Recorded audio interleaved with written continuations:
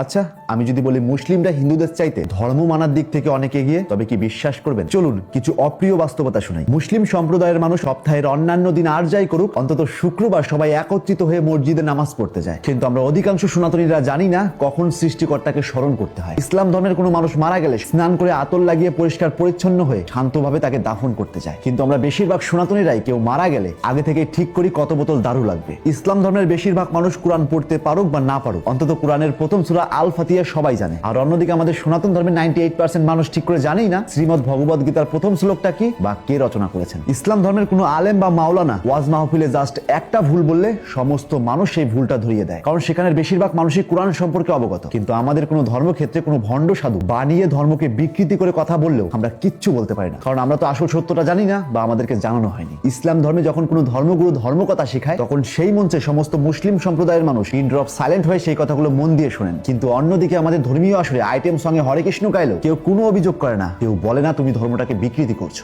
ইসলাম ধর্মের কোনো ধর্মীয় গ্রন্থ সম্পর্কে বাজে মন্তব্য করুন, দেখবেন সমস্ত মুসলিম জাতি সেটা নিয়ে প্রতিবাদ করছে। আর অন্যদিকে আমাদের দেবদেবীর মূর্তি ভাঙলেও বা প্রভু রামচন্দ্রের পুস্টার পড়ালেও আমরা কোনো প্রতিবাদ করি না। প্রতিবাদ তো দূরে থাক, একটা আওয়াজও তুলি না। ইসলাম ধর্মে কোনো ব্যক্তি যদি আলেম হন বা কোরআন সম্পর্কে হাফেজ হন, তার সঙ্গে সমস্ত বাবারা তার মেয়ের সঙ্গে বিয়ে দেওয়ার জন্য পাগল হয়ে যান। কিন্তু আমাদের সনাতন ধর্মে কোনো একটা মেয়ে হরিবাসরে হরিকীর্তন করলে তার চরিত্র নিয়ে প্রশ্ন ওঠে। আর সেই মেয়ে যদি নিরামিষ ভোজী থাকে, সেই মেয়েকে বিয়ে করার জন্য ছেলে খুঁজতে হয়, কারণ এই সমাজে সহজে কেউ নিরামিষ ভোজী মেয়েকে বিয়ে করতে চায় না। মানতে কষ্ট হলেও এগুলোই রিয়ালিটি। যদি এভাবেই চলতে থাকে, বিশ্বাস করুন একটা সময় সনাতন ধর্ম বিলুপ্ত হতে বাধ্য। হয়তো আজকে নয়, আজ থেকে 10 জেনারেশন পর হয়তো তারা সনাতন ধর্মকে জাদু ঘরে দেখবে। ল্যামার্কের একটা মতবাদ আছে, যে জিনিস ব্যবহার না হয় সেই জিনিস আপনি চান বা না চান সেটা বিলুপ্ত হবেই। আমাদের সনাতন ধর্মটাও আজ বিলুপ্তর দ্বার প্রান্তে। আমাদের বেশিরভাগ সনাতনীদের ঘরে সবকিছু পাবেন, কিন্তু বিশ্বাস করুন কোনো একটা ধর্মশাস্ত্র বা গীতা পাবেন না। আর যদি দেখতেও পান, দেখবেন সেই শ্রীমদ ভগবদ গীতার উপর ধুলো জমে আছে। কত যুগ ধরে যে সেটা খোলা হয়নি হয়তো তারা জানেই না। আমাদের সনাতনীদের ঘরে রোজ সন্ধ্যাবেলা স্টার জলসার মতো শো চলবে, কিন্তু কোনো ব্যক্তি বেদ বা গীতা পড়বে না। আমাদের দেশে মুসলিমদের জন্য মাদ্রাসা আছে, কিন্তু আমাদের হিন্দুদের জন্য কোনো গুরুকুল নেই। আমাদের পরিবার থেকে সবসময় বলা হয় এবার পরীক্ষায় কত নাম্বার পেয়েছিস, কিন্তু কেউ কোনোদিন বলে না এই বছর তুমি ধর্ম সম্পর্কে কতটুকু জেনেছো। আমাদের স্কুলে অপ্রয়োজনীয় ইতিহাস পড়ালেও কখনো ধর্ম পড়ানো হয় না। আর যদি কেউ একান্তে ধর্ম চর্চা করে,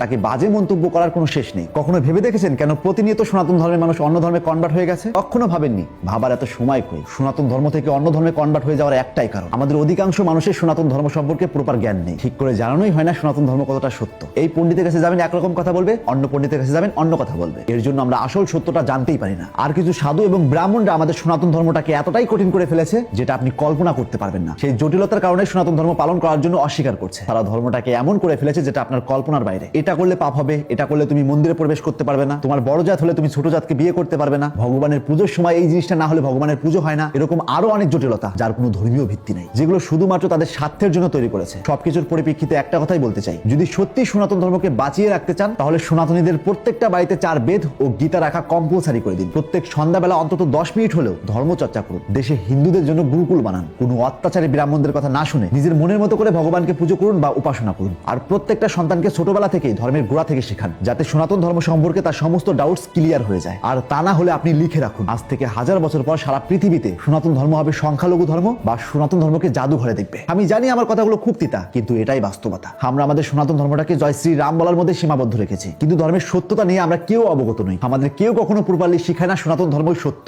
যার কোনো শুরু নেই, যার কোনো শেষও নেই, যে এক বা যে বহু। আমার ভিডিওর উদ্দেশ্য কোনো ধর্মকে ছোট বা অসম্মান করা নয়, বরং আমার ভিডিওর উদ্দেশ্য হলো সত্যটা বলা। হ্যাঁ, সত্য হলো নিম পাতার মতো, খেতে তেতে হলেও উপকার আছে। তাই আজ থেকে চোখ খুলুন আর এরকম ইন্টারেস্টিং ভিডিও প্রতিনিয়ত পাওয়ার জন্য তাপস এক্সপ্লোরার পেজটিতে ফলো দিয়ে রাখুন।